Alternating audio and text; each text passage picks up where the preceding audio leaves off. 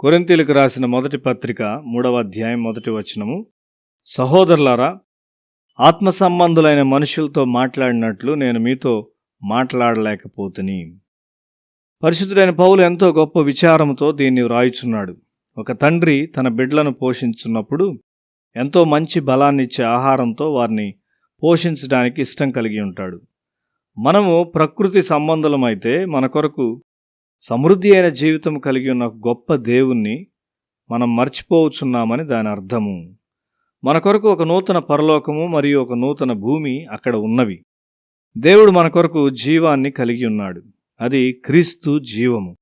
యేసు ఒక సర్వశక్తి గలవానిగా భూమి మీద నడిచాడు. ఎందుకనగా ఆయన తండ్రితో ఐక్యత కలిగి ఆయనలో పాపము లేనివానిగా ఉన్నాడు. మనం మన ఆలోచనలో ఎంతో వ్యతిరేకతను కలిగి ఉన్నాం.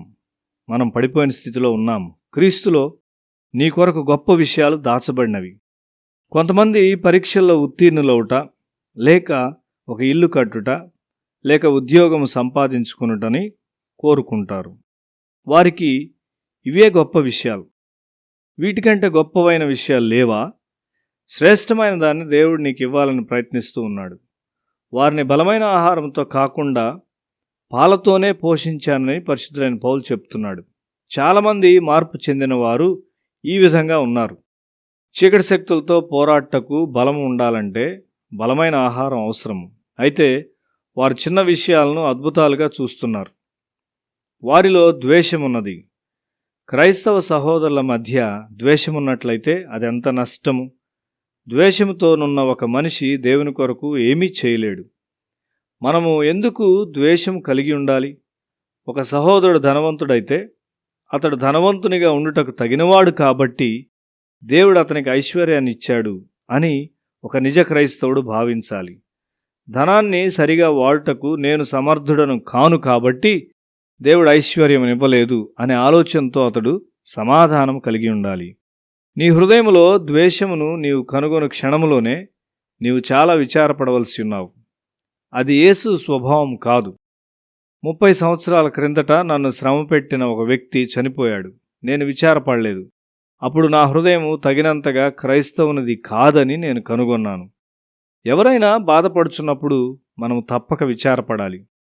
ఎవరైనా వృద్ధి చెందుచున్నప్పుడు మనం తప్పక ఆనందించాలి. మా బాప్టిస్ట్ సంఘాల్లో సమావేశాలను ఏర్పాటు చేసేవాళ్ళు. ఆ సమావేశాల్లో పదవుల కొరకు ఎన్నికలు జరిగేవి. ప్రాముఖ్యమైన పదవుల కొరకు సంఘ సభ్యులు పోట్లాడుకునేవారు. అది చాలా తప్పు. మనలో అనేకులము వివాహ జీవితంలోనికి దూసుకొని వెళ్తుంటాము. భార్యను జయకరమైన క్రైస్తవ జీవితంలోనికి నడిపించగలవా? లేక ఆమెకు నిన్ను నీవు ఒక దేవునిగా చేసుకొనబోతూ ఉన్నావా? ఇండియాలో స్త్రీలు భర్తలను దేవుళ్ళుగా చూస్తారు. అది చాలా తప్పు.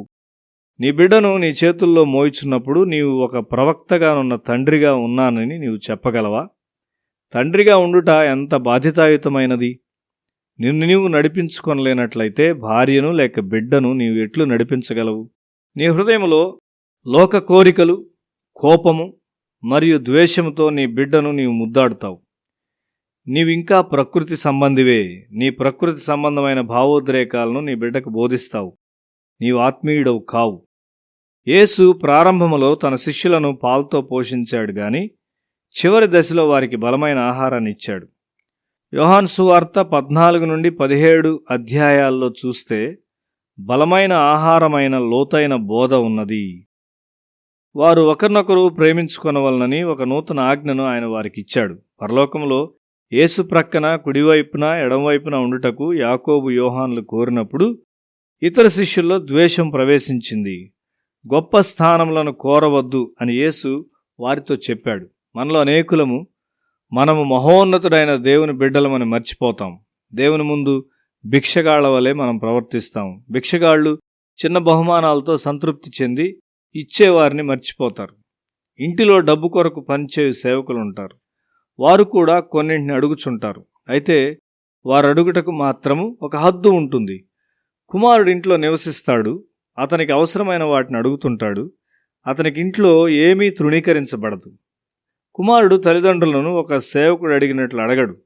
అతని అవసరతలు తల్లిదండ్రులకు తెలియజేయక ముందే వారు వాటిని గూర్చి ఆలోచించి వానికి ఇచ్చువారిగా ఉంటారు. దేవుడు నీ కొరకు సమృద్ధి అయిన జీవితాన్ని కలిగి ఉన్నాడు. దేవుడు నీ కొరకు ఆయన దైవిక స్వభావాన్ని కలిగి ఉన్నాడు. లోక సంబంధమైన విషయాల కొరకు ఎందుకు అడుగుచుంటావు?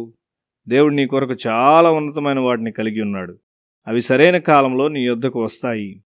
నీవు యేసు వద్దకు వచ్చినప్పుడు నీ కోరికలు వ్యత్యాసమైనవిగా ఉండాలి. దేవుడు నిన్ను నీ కుటుంబమునకు ఒక ప్రవక్తగా చేస్తాడు. కొరింథీయులకు రాసిన మొదటి పత్రిక 2వ అధ్యాయము 4 అలాగే 9 వచనాలు మరియు కొరింథీయులకు రాసిన 2వ పత్రిక 2వ అధ్యాయం 2వ వచనంలో నీవు ఆత్మలో జన్మించినట్లయితే మరియు నీ హృదయంలో దేవుని వాక్యమునకు స్థలం ఉన్నట్లయితే నీవు దుష్టుని జయిస్తావు అని రాయబడి ఉన్నది. వ్యతిరేకమైన తలంపులు నీకుండవు. దేవుని యొక్క సమృద్ధి జీవితంలోనికి నీవు ప్రవేశిస్తావు. దేవుడు నీ కొరకై కలిగి ఉన్న ఆహారము నీవు తిన్నప్పుడు నీలో ఆమోదయోగ్యమైన ఆలోచన నిర్మించబడును. దేవునికి సాధ్యము, దేవుడు చేయును, ఆయన నా దేవుడు, ఆయన ఏ మంచిదాన్ని నా నుండి తొలగించడు. ఆ విధంగా నీ ఆలోచన ఉంటుంది. దేవునిలో నీ కొరకు దాచబడిన దాన్ని నీవు వెతుకుచూ ఉంటావు. ఎంతో కష్టతరమైన స్థలముల్లో నీవు పెట్టబడవచ్చు కానీ అక్కడ నీవు ఒక దీవెనగా ఉంటావు. సర్వశక్తిమంతుడైన దేవుని చేతుల్లో బంగారం వలె నీవు ప్రశస్తమైన వానివిగా ఉంటావు.